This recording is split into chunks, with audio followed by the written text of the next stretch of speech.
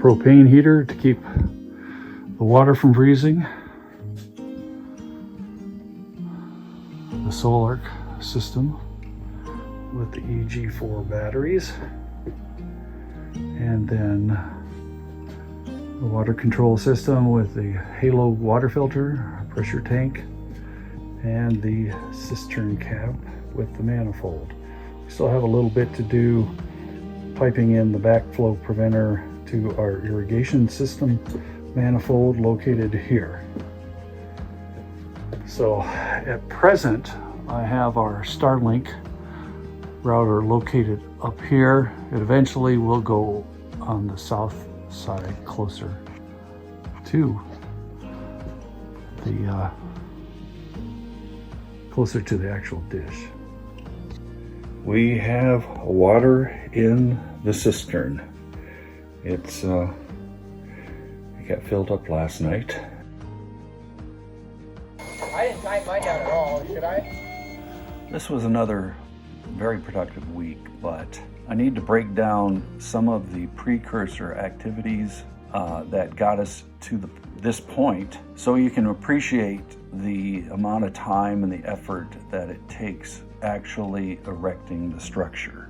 As a review, first we placed the foundation, upon which we then placed the stem wall. Embedded in that stem wall are the bolts that will tie the columns and subsequently the rafters and the purlins to the foundation itself. A great deal of effort was taken in the exact placement of those bolts and also the spacing of those bolts. It was very important to meet the exact center lines as designed by the engineer for the steel building manufacturer. Bear in mind that all the columns came with the holes already placed, spaced exactly as the drawings and were shown. The concrete installer took those measurements for those bolt hole patterns, cut pieces of plywood with holes drilled per the design. That's a great idea, but if you aren't very disciplined on using the same template for every subsequent form after that, you could introduce an error. And that's what we think happened with the concrete manufacturer. We think he started with one template and somewhere along the line got crossed up as far as which template he was to use for the next bolt pattern.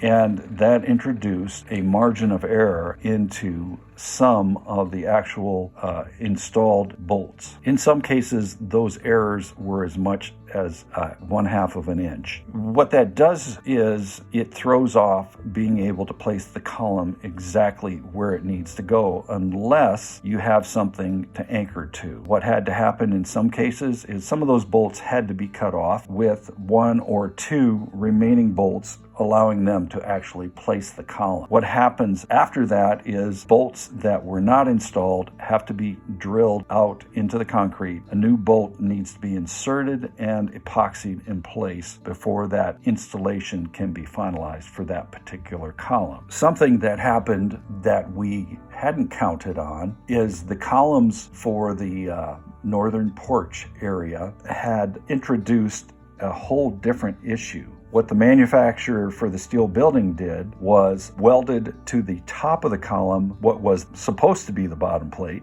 and welded to the bottom of the column what was supposed to be the top plate, further complicating the installation. However, the contractor is being very careful to maintain the center lines of each of the columns and getting the initial installation up, but the implications for down the road time frame have yet to be realized. What I mean by that is now, after the initial erection of the columns has been accomplished, the contractor is going to have to go back, drill out the holes into the concrete of the missing bolts, epoxy the replacement bolts in place, and then install those last nuts and washers. But once all of those columns are in place, the remaining parts of the structure can be added, which needs to be accomplished before the actual skin can go onto the structure. Now, this isn't like a wooden structure where you can trim a piece of plywood to get it to fit in place. This structure needs to be plumb and square for the skin to go on correctly. You can't just trim off. All that being said, the next couple of weeks are not going to progress as quickly as the previous have, because we are taking care to make sure everything is plumb, squared, and locked in place before proceeding with the skin.